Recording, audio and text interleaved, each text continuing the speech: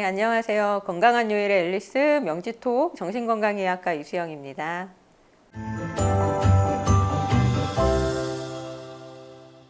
임신을 한 경우에 없던 우울증이 생기기도 한다는데요. 어떤 증상이 나타날까요?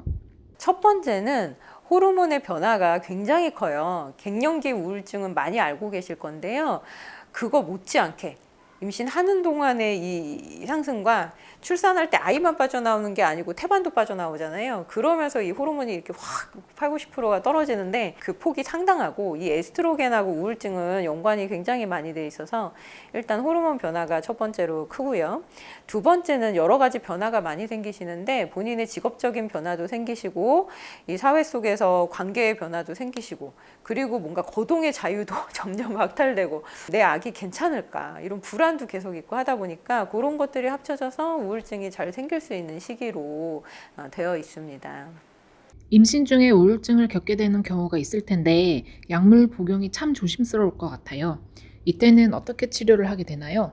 여러 안정제들은 그래도 임시 초기에 썼을 때는 뭐 9개월이라든지 신생아 탈장이라든지 이런 유발 가능성이 있기 때문에 최소화하는 것이 좋은데, 그 외에 정작 치료제들, 항우울제, 뭐 심지어 조현병 치료제, 이런 치료제들은 기형 유발성을 유의미하게 올린다는 보고가 아직까지는 없습니다. 너무 힘들어서 임산부가 나 약 먹고 싶어 이렇게 얘기를 할 때 옆에 사람들 불안해가지고 절대 안 돼 막 이러시거나, 어떻게 엄마가 그런 말을 하냐라고 하는 경우가 있는데, 그러면 이제 그것 때문에 더 이제 서운하고 우울해지고 나는 이제 방법이 없어 이러면서 막 더 극단적으로 생각을 하신 경우가 있어요.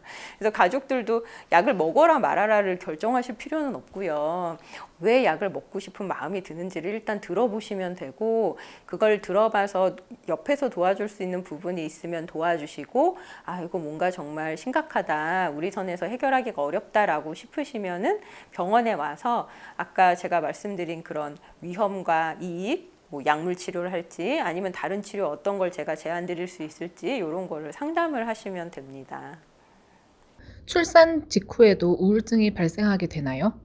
출산 직후에 아까 태반도 빠져나오면서 호르몬이 급격히 떨어진다 그랬죠. 그 생리적 현상에 의해서 나는 가만히 있다가 갑자기 눈물이 나고 막 감정이 저하되고, 이런 우리가 베이비 블루스라고 부르는 현상이 있습니다.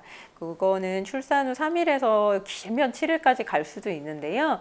그런 현상이 오면 이거 호르몬이 갑자기 빠져나가서 그렇구나 라고 생각하고, 나의 우울한 마음을 나뭇잎에 실어서 강물에 떠내려 보내듯이 자연스럽게 기다려 주시고, 근데 그 베이비 블루스가 뭐 2주 이상 길어진다, 또는 아무리 짧아도 그 정도가 너무 심해요.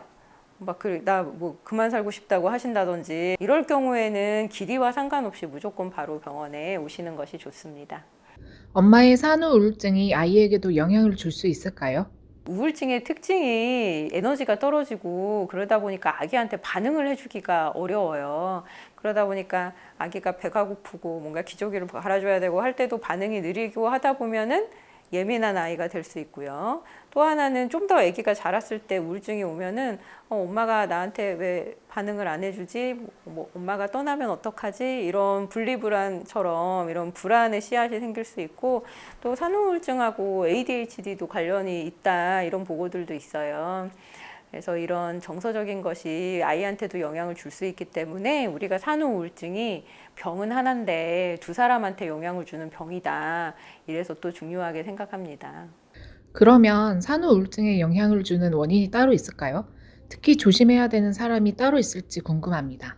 가장 조심해야 될 분은 임신 전에 내가 이미 우울증을 한번 앓았던 분이에요. 안 그래도 힘들었던 적이 있는데 호르몬 폭풍까지 오니까 재발할 가능성이 되게 높습니다. 그다음에 두 번째는 우리 가족 중에 우울증이 있었던 가족력이 있는 경우, 입덧이 되게 심하셨거나 아니면 유산 위험성 있다 그래가지고 못 움직이시고 이렇게 절박 유산이라 그래서 절대 안정하셔야 됐던 분들이라든지, 그다음에 임신 중 당뇨 생기셔가지고 먹을 거 제한 많이 받으셨던 분이라든지, 이렇게 임신 기간이 힘들었거나 굉장히 출산 때 힘들었던 분들이 또 산후우울증이 생길 가능성이 높습니다. 마지막으로 정말 중요한 위험 요소로 나왔던 게 배우자와의 관계였어요. 남편의 근무 시간이 길수록 더 안 좋더라고요. 그만큼 이제 함께 있는 시간이 더 남편의 중요성이 정말 이제 생기게 된다는 건데요. 특히 아이 양육은 첫 3년이 굉장히 중요해요. 남편이 도와줬을 때고 고맙다는 표시하시는 거 하면서 두 분이 잘 이렇게 그 3년을 잘 보내시는 게 굉장히 중요한 것 같습니다.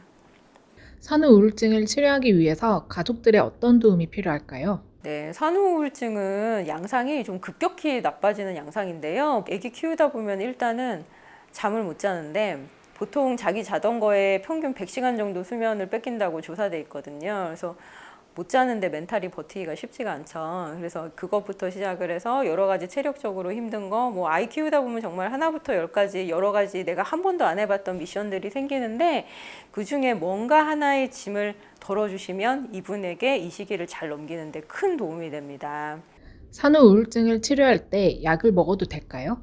약물 치료 제일 꺼려 하시는 경우가 모유 수유하고 계신 분들인데요. 아기가 삼킨다, 먹는다 이런 느낌이 들다 보니까 더 꺼려지시게 되는데 사실 그 산후 수유하고 있을 때 약을 드셔도 노출 정도는 임신 중보다도 임신 중에도 뭐 복용이 가능하다고 했는데 심지어 더 10분의 1입니다. 보통 평균적으로. 왜 그러냐면 엄마가 먹은 게 이제 소화가 돼서 피로 가서 그게 또 모유 장벽을 뚫고 들어가서 그게 아기 입으로 가서 또 파괴되고 아기한테서 또 뭔가 작용을 하고 하려면 그 장벽이 굉장히 많아요. 그래서 저희가 모든 약물이 모유에서 아이로 가는 전달률이 나와 있거든요. 그래서 그거에 따르면 안전 등급인 약들이 거의 대부분입니다. 그래서 의외로 선택할 수 있는 약들이 꽤 있고 항우울제 같은 경우는 약 중에 심지어 아예 아이의 몸에서 검출이 안 되는 수준의 그런 약도 있으세요. 그래서 충분히 모유 수유를 하면서도 우리가 상의를 해볼 수 있으니까 고민하지 마시고 상담을 해보시면 되겠습니다.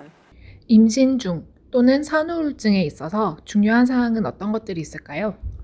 이 시기는 힘들 수 있는 점도 제가 많이 말씀드렸지만 새로운 기쁨도 충분히 많이 있습니다. 그래서 우리가 학습을 할 때는 하나씩 하나씩 하는 게 좋지 하나를 다 하려고 하면은 내가 너무 넘칠 수 있고 또 육아라는 거는 장거리예요. 100m 탁 잘 뛰면은 끝 이게 아니거든요. 그래서 나의 건강 상태가 좋아야 아이도 잘 자랍니다. 제가 한마디로 표현하자면 엄마가 행복한 상태면 아이도 행복해진다라고 얘기를 하는데요. 아까 말씀드린 임신 중 우울증이든 산후 우울증이든 혼자서 고민하지 마시고 힘든 점이 있으면 첫 번째로 가까운 가족한테 꼭 얘기하시고 가족도 임신 중이라고 당황하지 말고 왜 그러는지 잘 들어보고 도와줄 수 있는 부분 도와주시고 필요한 부분 있으면 전문가 찾아가시면 생각보다 방법들이 꽤 있다라는 거 기억해 주시면 좋겠습니다.